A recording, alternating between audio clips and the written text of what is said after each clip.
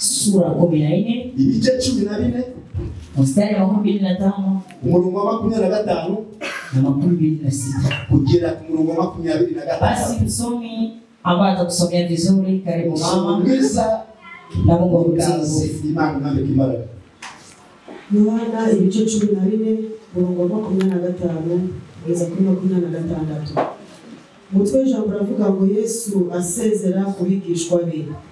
Ibyo bibabwiye nkiri kumwe namwe, ariko umufasha ari we Mwuka Wera, uwo Data azatuma mu izina ryanjye, niwe uzabigisha byose, abibutse ibyo nababwiye byose. Amen. Amen.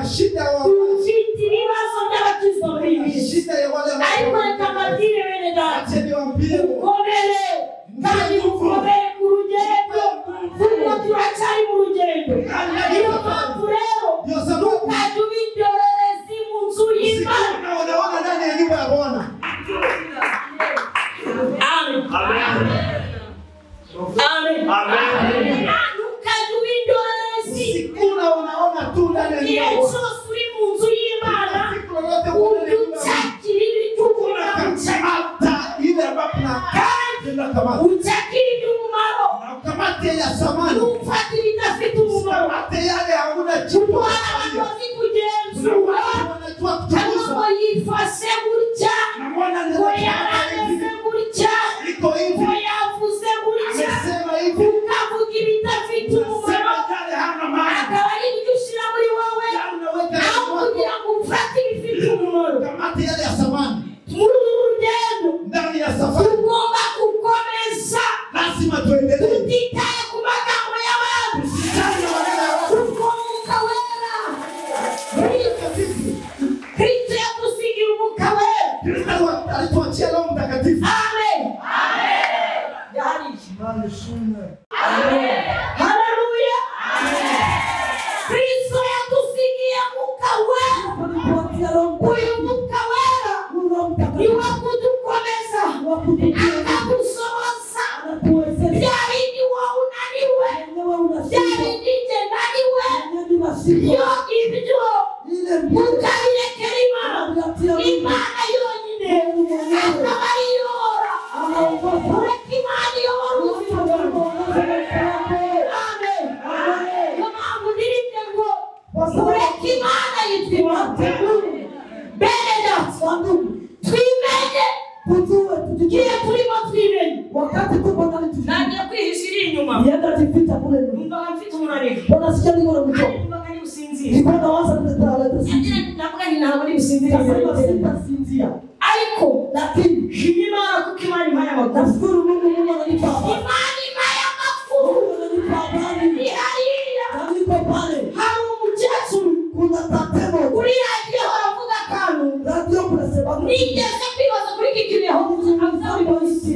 Ndakibazaho. Avuga ngo mbere na mbere. Anasema mbele kwanza. Ni amakuru. Ni habari. Barakoreka amabwire ngo Wakristo hata ni ikintu kiba cyanganyikira. kitu na watanganyika. Mushaka inkuru. Utafuta Ariko habari. ntabwo mushaka amakuru y'isi. Utafuta habari. Ariko iyo umuntu afite amakuru y'Imana. Kuna habari za Mungu. Amen. Amen. Arakomeza urugendo. Anaendelea kusafiri. Ntakimubabaza. Kuna kelele na mwanadamu. Ntabwo namuca intege. Maneno haimtaki. Uburwayi ntabwo bumuca intege. Magonjwa haimtaki. Inzara ntabwo imuca intege. Ishara haimtaki. Ibyifuzo bye ntabwo kimuca intege. Ahubwo ikintu namenye ni kimwe. Tuzakorera Imana. Tutatumikia Mungu. Yabikora tuzakorera Imana. Akipenda tutatumikia. Yadusubiza tuzayikorera. Itadusubiza tuzayikorera. Yewe reka mugire ngo itavuga tuzayikorera. Yavuga tuzayikorera. Kuko ni Imana. Amen. Wowe ukifite ibyo wishingikirije. Unasimama kurudi fulani. Uragowe. Ole kwako. Wowe ukifite ibyo wishingikirije. Unategemea vitu. Uko na vitu vya Usa mu nzu y'Imana. unakuya mu nyumba ya Mungu. Ufite ibyo wishingikirije. Unategemea. Reka mubwire ngo uragowe. Hata nikwambie ole kwako. Ariko nuza mu nzu y'Imana. Ukikuya mu nyumba ya Mungu. Vuga ngo Mana Sema Mungu. ni wowe. Ni wewe. Nta kindi Hakuna kitu kiasa gukiranuka. kinaleta Mwisi. mbingu Na mwizu. na mbingu. Gereza kwizera Yesu. Kwa nini tuwe? Amen. Yewe turi hano. Tuko hapa na nguvu. Amen. Wongeye gutanga amakuru. Tunataka pana habari. Ko nabonye abantu barangaye. Kwa watu Kandi wamekuwa. Imana igiye gutanga amakuru. Tunataka pana habari. Imana ije gutanga amakuru. Mungu anaenda pana habari. Ariko nayawe bitwara. Ni ya wapi utabeba sasa? Nayawe Ni bitwara. ya wapi utabeba? Amen. Haleluya.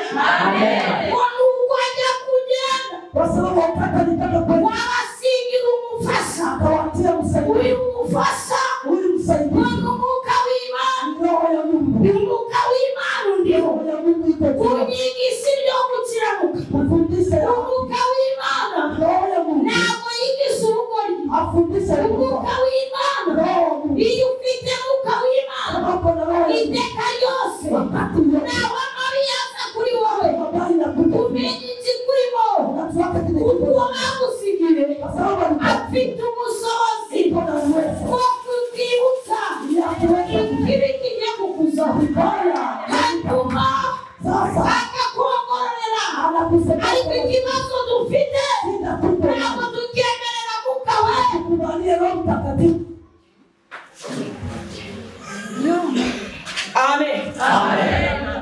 Nitugira abacu Wakutuyobore Dukora Bitakwiriye Twahamagariye Gukora umurimo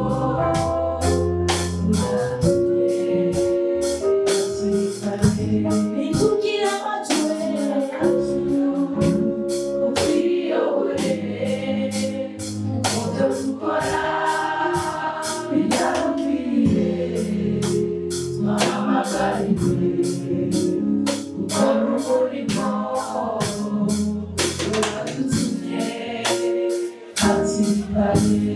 Ikibazo gikomeye kumenya ko wowe utakiri iwawe bivuga ngo utakiri iwawe kurimo cyangwa hari uri iruhande rwawe ariko icyo nakwifuriza icyo nakwiningira niko yaba muri we kuko ntabwo tukiri abacu ngo twiyobore wahamagariwe gukora umurimo w'Imana atumaze guhamagarirwa gukora umurimo w'Imana Imana itwuzuza imbaraga z'Umwuka Wera kugira ngo tubashe gukora iby'ubwami bw'Imana ariko ikibazo lakini shida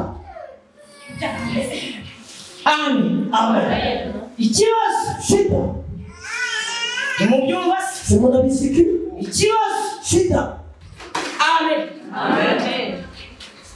ikibazo swali shida ntabwo tukimenya aho turi hatujuake kwenye tuko Mukristo mwene data iki ni igihe wakati cyo kwigenzura kujichunguza ni igihe cyo kwimenya wakati ya kujijua ninde nahamagawe nanjye nimeitwa Imana ishaka ngo iki Mungu anataka nifanye rero mu gihe cyose wakati tutaramenya kwigenzura yajua kujichunguza bivuga ngo Umwuka w'Imana sema roho ya ntabwo uba ukurimo haiko ndani yako ngo mbasigire Umwuka Wera ari we mufasha uzabayobora maze kumenya yuko Bwana asifiwe haleluya maze kumenya yuko harabinjira mu nzu y'Imana Umwuka w'Imana utabarimo kuko basigaye bakorera ibyaha n'amaso y'Imana mu nzu y'Imana iyo mpamvu ijambo ry'Imana mu byahishuwe kugira ngo ubwo muzabona ikiri munsi ubwo muzabona ikiri munsi gihagaze uzamenye yuko ibyahanuwe niliyotabiriwa limetimia. Ni ikibazo gikomeye. Ni shida kubwa sana. Harusi ntabwo bakitinya gusambana. Wanapia waogope kusi. Abasenzi ntabwo bakitinya gusambana. Waombaji waogope kusi. Akristo ntabwo bakitinya kubesha. Akristo waogope uongo. Akristo ntabwo kuja kwiga borogera. Kwenda kumeza ya Bwana. Ni vile. Reka tujenge. Acha twende. Mungu si mwana si Mungu. Si Mungu si Mungu. Mungu sana ni Bwana sisi ko turabanya Mungu sana tu kama tuko. Nani alikuwa? Ndio kwigisha inyigisho z'Imana kufundisha mambo mafundisho Mungu ni mtu. Nani? Ni umuntu waje. Ni mtu wa wapi? Amen. Amen. Nibyo basigaye bitwaza vitu watu wanapenda sababu umuntu unakuka w'Imana mugezemo. Aruje ngo ndende gusenga. Wende Bibiliya bikomeye bigiye kuza. Mungu nenda kuya. Yaba yasenze rimwe gusangisha Gongo kameme. Mungu anaweza. Basi mama ni atuje ngo Mungu anaweza. Mama alituambia Mungu. Ili atujasemo wakati yenyewe tunavivi eviko wakati mkuu. Kandi Paulo yarabivuze. Paulo alisema hivi. Bibi abikomeye ni wakati mkuu. Bibi abikomeye ni wakati mkuu. Ariko ibyiringiro twa dufite niko dufite umufasha ari we Mwuka Wera azadufasha azatuyobora azatwereka ikibi atatuonesha tugende mu nzira tembee mu njia za Mungu. Amen. Amen. Haleluya. Amen. Reka mbabwire bene data. Hata niambie Imana yavuganye nawe. Kenye Mungu alizungumza. Icyari cyo cyose. Imana izagisohoza. Mungu atakimiza. Ariko reka nkubyirisha. Hata nikwambie. Amen. Amen. reka mubyishi Acha nikwambie. Imana nizagisoza Mungu akitimiza izagisoza umezote atatimiza na huko tisa. uzamuhagaze gute Utakuwa umesimama nje. Imana yacu Mungu wetu Imana irakiza ni Mungu anaponya.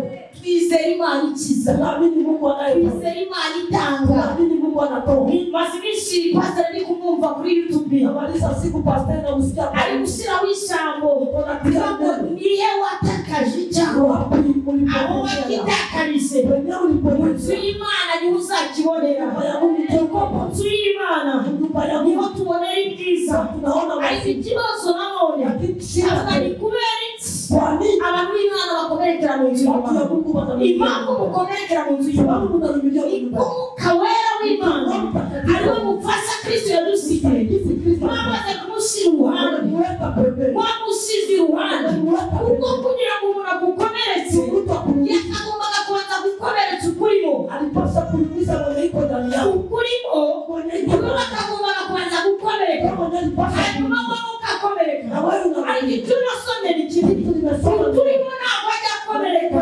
twongere babyise ukuri ntabwo zongera gupfa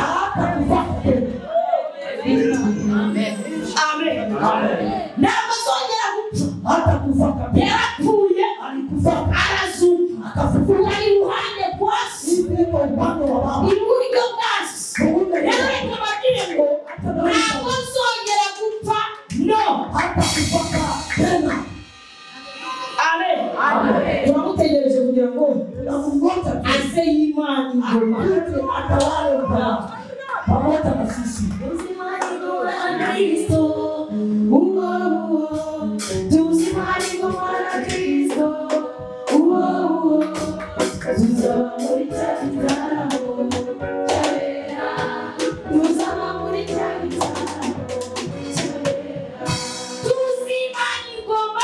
Nao nitatawala pamoja na yeye. Nenezejwe n'ijambo yavuze ariko sinzongera kunywera ku gikombe Sitakunywa nari kumwe nawe bila rero uwo mucunguzi angalia ule mwokozi. guha agaciro ariko wowe ntumuha agaciro rero uwo mucunguzi wababajwe ubwanjye nawe ariko ntubone ubwo bubabare Lakini wewe hauone ile maumivu. ntubone Hauone ile maumivu. dore uwo mucunguzi Ona ule mwokozi. wavuze ngo Alisema ubu ibonye ko mama Sandrine ashobora kuranya ibibazo reka musigire umufasha ushobora kumufasha mu gihe cyose ashobora anaweza kutana. ariko simuha agaciro Lakini simupatie msamaha. umucunguzi Ule mwokozi ukiza uburwayi anaponya magonjwa bwananiranye imbere y'abantu ariko ntumuha agaciro lakini haumpatie msamaha. amen amen haleluya amen icyama Wakunipa, icyama wakunipa, icyama wakunipa, icyama wakunipa. buri muntu wese Kila mtu akongera agashaka Imana atafute tena Mungu. yo baravuga ngo none Ndio wanasema kwamba uyu saa hii niwo mwanya ndio wakati kongera kwegera Imana kusogeana tena Mungu. kuko ibihe turimo n'ibihe byo kwegera Imana Wakati ya kusogea. mureke twegera Imana Wakati kusogelea Mungu. amen ejo twanyuze muri ziriya nzira Jana tulipita mahali majia. umushoferi wari udutwaye Shoferi mwenyewe alikuwa anatubeba. Imana imuhe Mungu ambariki. yavuze ngo mu gihe cyose nzajya njya n'Abanyarwanda Wakati yote nitakuwa nabeba Banyarwanda. nzajya ngera hano Nitakuwa nafika hapa nisimamishe basi. hanyuma nereke Abanyarwanda aho umukozi w'Imana Nionyeshe Banyarwanda kwenye mtumishi wa Mungu. yaguye Aliangukia. numva mbitekerejeho Nikasikia ninaviwaza. mbitekerejeho Nikasikia ninaviwaza. ese wowe Na kweli uramutse upfuye kama ukifariki, njye ndamutse mpfuye mimi nikifariki, n'icy'abantu kitu gani watu nasiga imusozi naweza acha kwenye mlima? niki nasiga imusozi Kitu gani naweza atia kwenye mlima? niki wasiga Kitu umusozi gani naweza acha kumlima wewe? wahahagaze Tulisimama pale. wahagaze Sasa tulisimama pale. hariya yakiri mu ijoro Ilikuwa ingali usiku. buri muntu wese acana itoroshi Kila mtu akawasha akawasha toshi. Akino twavuze hatukusema kitu, ariko twabwiye Imana niliambia Mungu ya kwamba ufite amagari uko na magari elfu. buri wese Kila mtu afite gari iko na gari lake. Vile tunavijuaka, tunajuaka vile tunavituaka, tunajuaka kama kuna siku ya tunavituaka. ikibazo ni kimwe uzimere Imana gusa Nakuja mbele ya Mungu tu. Nipatie. Nipatie. Nipatie. Ndio. nta kibazo Hakuna uko nta mubyeyi hakuna msaada. umwana ashobora kwanga gusa buri munsi, Sasa anaweza lakini tatizo ni moja. Kwa nini hatuwezi kuja mahali hapa tuambie Baba unastahili, wetu unastahili, Mungu umetusaidia kutushushia Roho wako atuongoze, Roho wako atulinde, Roho wako atuokoe, mema yako yakuwe juu yetu. Kwa nini hatuwezi kuwa na ile muda tutagira kuungana? hapa? Kila mtu yote Anga ulimwengu kuna mahitaji yake, kijifunzo. kila mtu yote kuna mahitaji yake. Ulimwengu kijifunzo. Hakuna yule ambaye alikuja Na wao anasema ninakuja kumwabudu Mungu. Hapana, kila mtu alikuja tu anasema ambia Mungu nipe, Baba nipe, Baba nipe. Mungu atusaidie sana. Amen.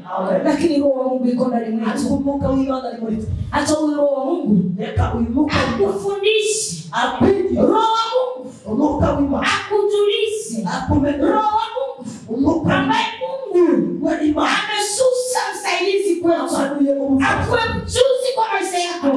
Maana ukitafuta kufanya mabaya, mwambie Mungu, mimi si wangu nichongoze. Ule Roho ambaye umeacha, nataka tena nikaribie ili nipate kufanya mema. Mpendwa katika Kristo, ni wakati wa kila mtu kujitambua na kujichunguza. Wapi umetupa Roho Mtakatifu? Watu wa Kristo wanasema ni kwa Abakristo basigaye bavuga ibintu bye biraho ngaho gusa. Kristo mzima, Umukristo mzima. imani kuhayumuka, Mungu anakupa pumzi iyo kuhumeka ya kupumua kugira ngo tu. wowe ukihumeka Wewe wakati uko ufashe mugenzi wawe, au kugira ngo ubu mugenzi wawe umugisha, ahubwo ukamubera umuvumo, unakuwa na akaba ari wowe utangira gusitaza sasa unaanza kwanza mwenye wenzako.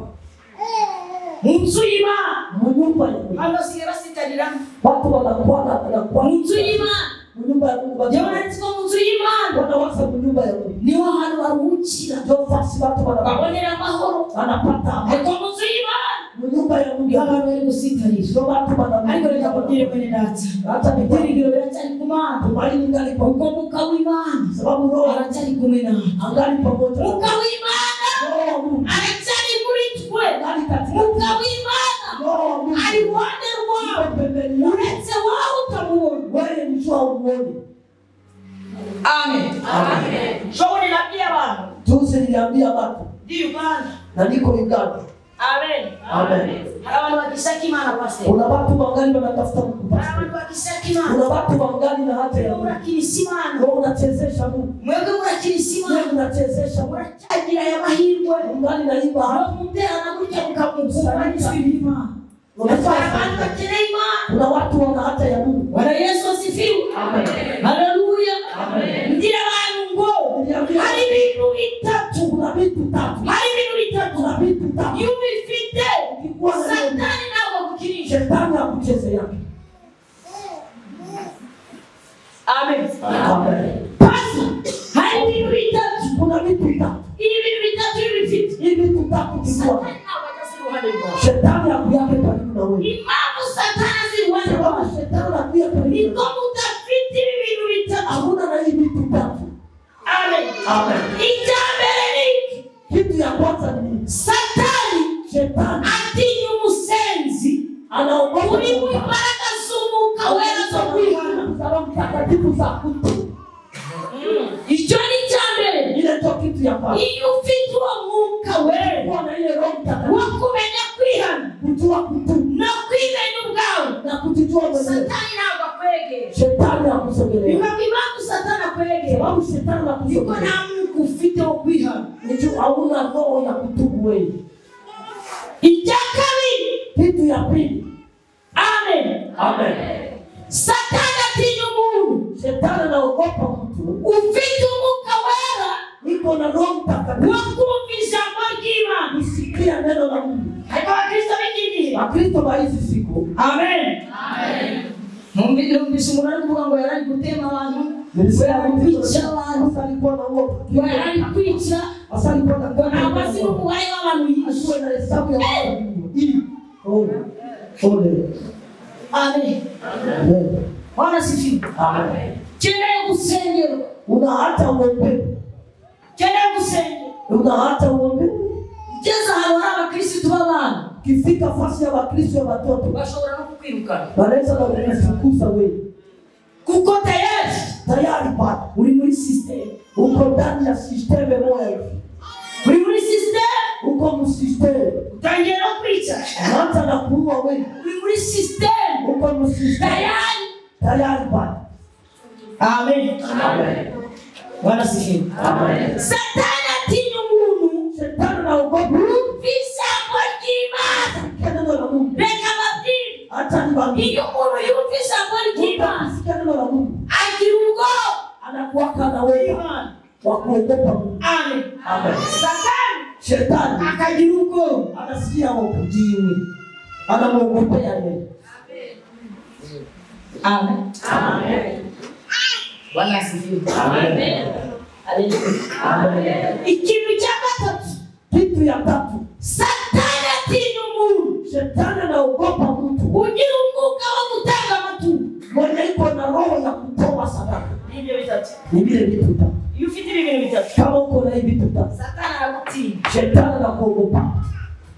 Aragutinya. Shetani Ariko anakuogopa. ikibazo ni iki? Lakini shida ni Umwambaro wo kwihana wuhe wambaye. fasi ya kutubu gao. Ntabwo wambaye umwambaro wo gusebanya. Hauvale fasi na Ugiye kutafuta. cyo kwambara umwambaro wo kwihana. Mahali pa kuvala wakati ya fasi. Ntabwo wambaye umwambaro w'amagambo. Hauvale fasi ya maneno. Ugiye cyo kwambara umwambaro w'ishyamba. Ya kuvala. Ntabwo wambaye umwambaro wo gusebanya. Hauvale Ugiye cyo kwambara umwambaro wo gutanga amaturo. ya kuvala fasi ya Ikibazo gikomeye cyane. shida. Kandi iyo ufite bene ibyo ngibyo. Bwana vile vitu yote. Satani aragukiniraho. Shetani anakuchezea. Akugira ikibuga. Anakufanyaka tere.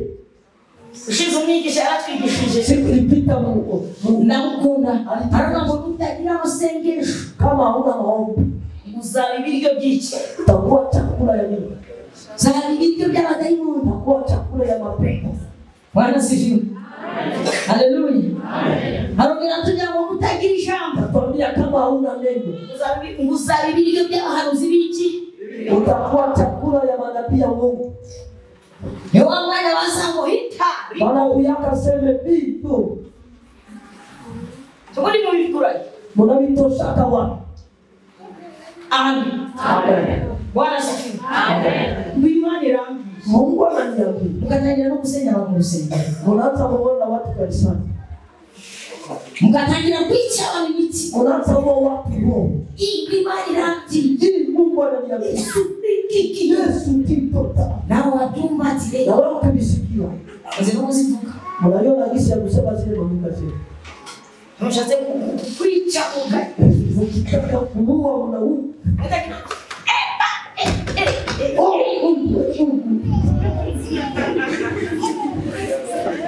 Uzaba ibiryo by'abahanuzi b'ibinyoma. Utakuwa chakula ya wanabii wa uongo. Kuko bazakugeraho Mpaka kufika kwa kuko utafite umwuka w'Imana. tu hauna roho ya Mungu. Wo kugenzura ibyo bakubwira. Kuchunguza nyenye biko nataka kwambia. Biko Uzaba nakwambia. ibiryo by'abahanuzi b'iki? Utakuwa chakula ya wanabii wa uongo. Amen. Amen. Haleluya. Amen. Twimenye. Tujijue. Tumenye. Tujijue. Cyagaciro Imana yadusigiye. Tunacha usamani Mungu. Adusigira imbaraga z'umwuka. Wacha nguvu za roho. Ziduha umwuka wo gusobanukirwa. Kwa roho ya Umwuka wo kumenya. Umwuka wo kugenzura. Umwuka wo kuyoborwa nayo. Umwuka wera. Wo kumenya. Ese bivuye ku Mana. Ipi natoka kwa Mungu. Cyangwa ibi ntabwo bivuye ku Mana. Ama ili alitoke kwa Mungu.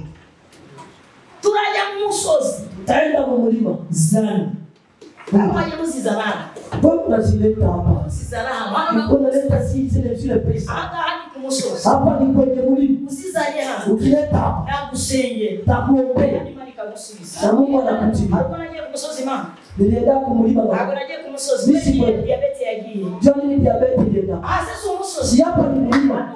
Hapa ni mlima. Amen. Hapa Bwana asifiwe. Haleluya.